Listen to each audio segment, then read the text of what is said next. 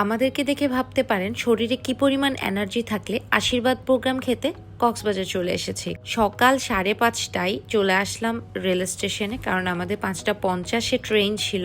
মোটামুটি পুরো একটা পিকনিক মুডে আমরা চলে আসলাম কক্সবাজারে। এই ট্রেন জার্নিটা ভীষণ সুন্দর ছিল, কারণ আমরা একসাথে দুটো কেবিন বুক করে রেখেছি, যার ফলে আমরা খুবই মজা করতে করতে কক্সবাজার পৌঁছে গিয়েছি। আর এই যে দেখতে পাচ্ছেন আমাদের ব্যাগপত্র নিয়ে আমরা চলে যাচ্ছি হোটেল কল্লোলে। সেখানে আমরা চেক ইন করে রেডি হব এবং রেডি হয়েই চলে যাব আশীর্বাদ প্রোগ্রামে। যেহেতু আগের রাতে একদমই ঘুম হয়নি এবং আমার মাইগ্রেনের প্রবলেম আছে, যাদের মাইগ্রেনের প্রবলেম আছে তারা বুঝতে পারবেন ঘুম না হলে, একটু বেশি সাউন্ড হলে, অনেক বেশি রোদে গেলে কি কি প্রবলেম হতে পারে।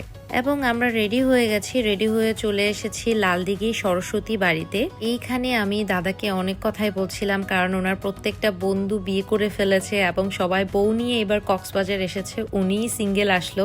তো ওনাকে আসলে অনেক কিছুই বুঝাচ্ছিলাম যে বউ থাকার উপকারিতা কি। সেই সাথে আশীর্বাদ প্রোগ্রামে শিবুদার ইনকামটা জাস্ট আমরা দেখছিলাম, যদিও এই ইনকামে কিন্তু আমরা সবাই ভাগ বসাবো।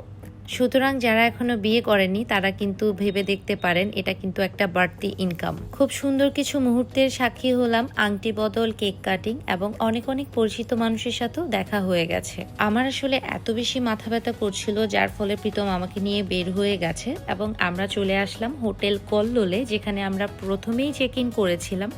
সেখান থেকে চেক আউট করে আমরা এখন চলে আসলাম হোটেল রামাদাতে। মানে একই দিনে আমরা দুটো হোটেলে চেক ইন করেছি।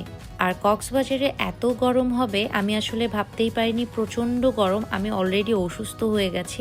সুস্থ থাকলে আগামী ব্লগগুলোও দেখতে পাবে, যদি আমি সুস্থ থাকি। আজকের মতো এই পর্যন্তই, টাটা।